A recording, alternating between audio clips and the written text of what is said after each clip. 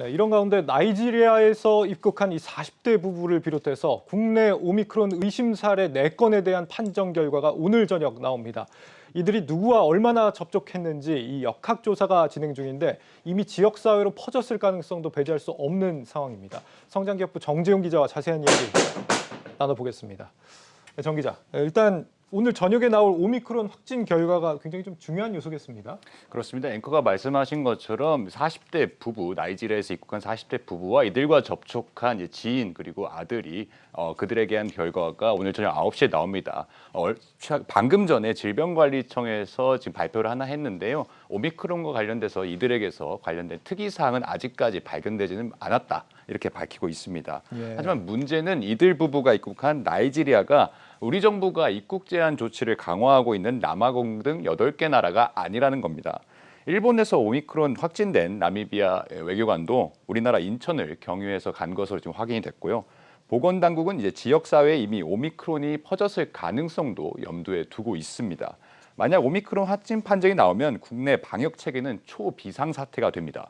정부는 어제 국내 오미크론 의심 사례가 나오자 부랴부랴 범부처 태스크포스를 꾸렸는데 당장 입국 제한 강화가 검토가 되고 있고 지금 시행 중인 일상회복 방역 조치도 전면 수정이 좀 불가피하다 이런 의견들이 나오고 있습니다. 이 상황이 엄중하지만 정부는 일상 회복을 되돌리기보다는 단계를 좀 유지하겠다 이런 입장인데 아무래도 좀 민생 경제 때문이겠죠. 이 입장에 대한 변화가 없는 겁니까?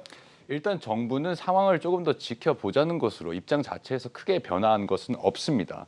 국내 오미크론 의심 사례를 포함해서 하루 확진자와 위중증 환자 수가 연일 최다치를 기록하는 엄중한 상황이기 때문에 일상회복 조치에 대한 일부 수정이 조금 불가피하다는 주장은 계속해서 제기가 되고 있습니다. 방역 대책을 논의하는 일상회복지원위원회 안에서도 특히 의료계에서 사회적 거리두기 단계를 상향해야 된다, 좀 강화해야 된다 이런 주장이 계속 제기되고 있습니다. 오늘 전해철 중앙재난안전대책본부 2차장도 방역 조치 강화를 예고하고 좀 나섰는데요. 이르면 이번 주 금요일에 방역 대책이 좀 강화되는 방안이 나올 것으로도 전망이 되고 있습니다. 백신 미접종자에 대해서 식당과 카페 방문 인원이 현재 4명에서 2명으로 축소가 될 수도 있고 현재 접종 완료자를 포함하면 10명까지 사적 모임이 모일 수가 있는데 이 부분에 대해서도 규제를 하는 방안이 검토가 될 수 있습니다. 하지만 외국인 입국 제한을 하는 것 외에 아직까지 구체적으로 어떻게 하겠다는 것은 결정된 바가 없습니다. 지금 그런 의미에서 먹는 치료제 도입도 좀 서둘러야 하는 상황인데 머크와 화이자 두 회사가 지금 개발을 하고 있잖아요. 그중에서도 지금 머크사 치료제가 결국 승인이 났죠. 그렇습니다. 먹는 코로나 치료제는 우리도 많이 소개를 해드렸지만 게임 체인저라고 이렇게 부르기도 하죠. 미국 식품의약국 자문위원회가 현지 시간 어제였죠. 지난달 30일 머크앤컴퍼니의 경구용 코로나 치료제 몰누피라비르에 대해서 긴급 사용 승인을 권고했습니다. 권고한 이후에 승인이 이루어지는 거고요. 전 세계 코로나가 확산되는 가운데 나온 결정이기 때문에 약 자체가 나온 것은 긍정적이라는 일단 평가가 나오고 있습니다. 우리 정부도 머크사의 경구용 코로나 치료제를 약 20만 명분을 현재 선구매 계약을 해서 올해 안에 도입을 계획한 상황이죠. 하지만 자문위원회 권고 결과를 조금만 더 살펴보면요. 찬성이 13표, 반대가 10표, 기권이 0표가 나와서 긴급 사용 승인을 두고 이견이 좀 많이 있었던 것으로 보입니다. 지난해 12월에 모더나사의 mRNA 백신이 찬성이 20표, 기권이 1표, 그리고 화이자 백신이 찬성이 17표, 반대가 4표에 비했던 이거와 비교하면 좀 크게 차이가 나는 부분입니다.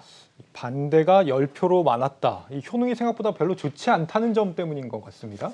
네, 앞서 머크가 먹는 코로나 치료제의 중증 입원과 사망을 낮출 확률을 50%에서 30%로 좀 하향 조정을 하면서 이 부분이 조금 논란이 된 것으로 보이고요. 또 FDA 자문위 표결 찬반이 팽팽했던 만큼 개별 의원들의 좀 고심이 깊었다 이런 분석이 나오고 있습니다. 고위험군 치료 필요성에 대해서는 찬성 의견이 많았지만 효과가 그리 크지 않고 안전성 관련 데이터가 충분하지 않았다는 점에서 반대 의견이 만만치 않았다라는 그런 분석입니다. 그래도 먹는 코로나 치료제 자체에 대해서 희망을 잃어버릴 필요는 없는 게요. 화이자 역시 먹는 코로나 치료제를 FDA에 승인을 신청한 상태입니다. 머크에 비해 효과가 90%라고 자신하고 있고 오미크론에 대해서도 대응이 가능하다라고 이렇게 설명을 하고 있습니다.